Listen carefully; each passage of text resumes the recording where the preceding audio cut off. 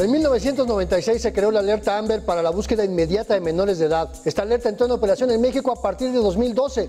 ¿Cómo funciona? ¿Qué autoridades son responsables de buscar a niños, niñas y adolescentes?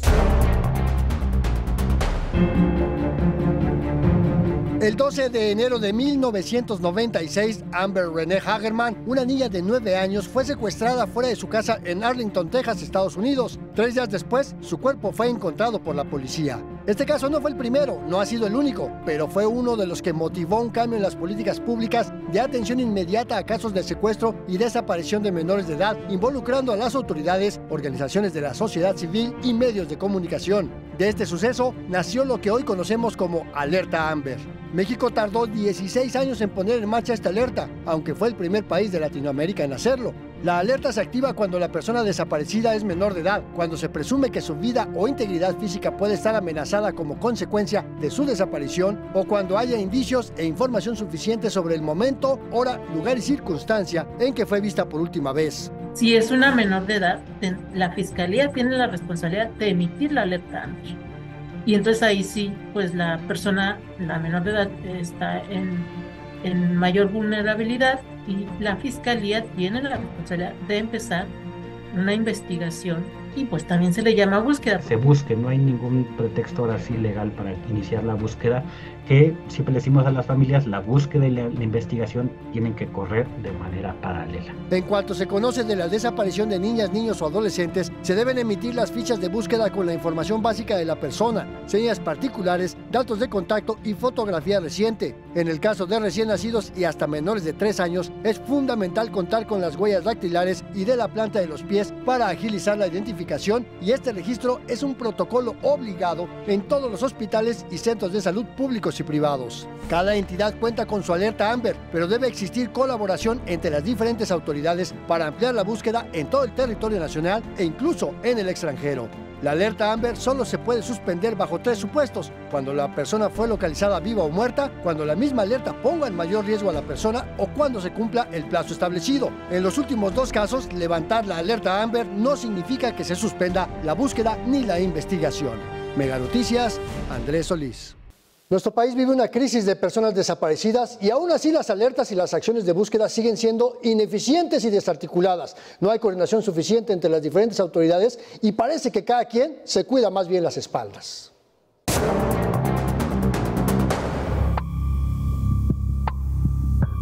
La alerta Amber es una estrategia conjunta para buscar a niñas, niños y adolescentes, pero la búsqueda de personas adultas está menos organizada en México. La Ley General en materia de desaparición reconoce 2 perfiles: las personas desaparecidas y las personas no localizadas. Una persona desaparecida es aquella de la que no se sabe dónde está y que podría ser víctima de un delito, y es obligación de las autoridades buscarlas desde el momento mismo en que se enteran de su ausencia. Las personas desaparecidas pueden ser menores o mayores de edad, hombres, mujeres o de cualquier otra identidad sexogenérica. Las personas no localizadas, en cambio, siempre son hombres mayores de edad que no se sabe dónde están, pero no hay indicios de que puedan ser víctimas de un delito y por tanto no obliga a las autoridades a iniciar investigaciones ni búsquedas. Hasta ahora, solo el estado de Guerrero cuenta formalmente con la alerta violeta específica para la búsqueda de mujeres. En el resto del país existen alertas violeta que operan para casos de violencia en razón de género, que puede incluir o no casos de desaparición forzada o desaparición cometida por particulares. La reacción debe ser inmediata. Hay varias cosas que tenemos que hacer casi al mismo tiempo. Uno, efectivamente, ir a la Fiscalía, sobre todo la Fiscalía especializada en delitos de desaparición forzada o desaparición a manos de particulares. Actualmente en la mayoría de los estados de la República hay esas fiscalías especializadas. Segundo, si tenemos la sospecha que participaron autoridades federales, pues nos corresponde a la Fiscalía General de la República. Siempre les decimos que tienen que ir a poner la denuncia, y también a la Comisión Estatal de Búsqueda, porque ciertamente hay un enlace en la página de internet, puedes encontrar la Comisión Nacional de Búsqueda, pero los de la Comisión Nacional te van a mandar al Estado. Y aunque todas las personas merecen ser buscadas, en caso de que la víctima sea defensora de derechos humanos o periodista, al protocolo homologado de búsqueda se deben sumar los protocolos específicos de la Ley de Protección de Personas Defensoras de Derechos Humanos y Periodistas. Activarse, digamos, un protocolo más específico, porque si se sospecha que por su condición o su labor de defensa de derechos humanos o de libertad de expresión fue víctima de desaparición forzada, en teoría tendrían que acelerarse todavía mucho más. Mega Noticias, Andrés Solís. Y a la falta de apoyo y la ineficiencia, también hay que sumarle el riesgo para las familias que salen a buscar un ser querido y a veces son víctimas de los mismos criminales y hasta de las autoridades.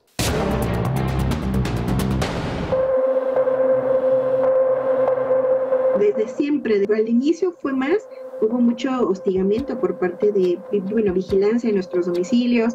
En el caso de mi compañera Margarita, que es hermana de Gabriel, tuvieron órdenes de aprehensión, ellos, sus hermanos y ella, tuvieron que ampararse porque las autoridades los estaban señalando también como integrantes del grupo del Ejército Popular Revolucionario. A la pérdida de un ser querido, las familias deben enfrentarse a la lentitud de las autoridades, a trabas en la investigación e incluso al acoso por parte de quienes están involucrados en la desaparición, sean criminales o agentes del Estado. La diferencia es enorme. Si no se tiene el acompañamiento de organizaciones o las mismas familias que ya sufren una desaparición, la familia no sabe qué hacer y las autoridades no le hacen caso. ¿Qué esperanza tienen los familiares que ni siquiera conocen el sistema internacional de los derechos humanos, que van solas a enfrentarse a la autoridad?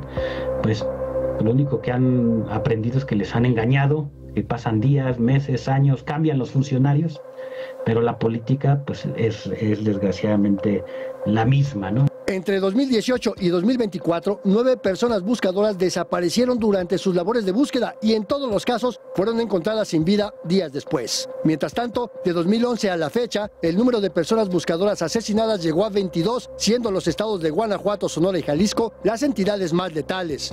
A la impunidad de los casos de personas desaparecidas y de la violencia contra sus familias, se suma la incapacidad de las autoridades para avanzar en las investigaciones, especialmente cuando se trata de la confronta de registros de ADN con restos encontrados para identificación forense. Estamos rebasadísimos en términos forenses, estamos rebasadísimos en términos de carpetas de investigación.